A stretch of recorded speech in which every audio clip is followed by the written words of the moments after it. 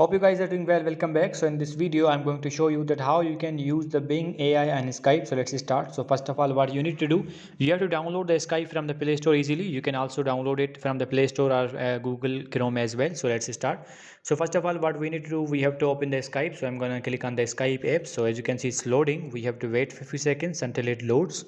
So as you can see, the Skype profile is open. Now simply what we need to do, we have to click on this first option, which is called Bing. So let's click on the Bing, and after clicking on the Bing, we have to write whatever we want. For example, I'm going to write this. So as you can see, I have written this sentence: what is the name of top richest countries? So what we need to do, we have to click on this. So after clicking on this, as you can see, I have given this command, and now it is going to show us the answer. And now we have to wait for a few seconds until it loads.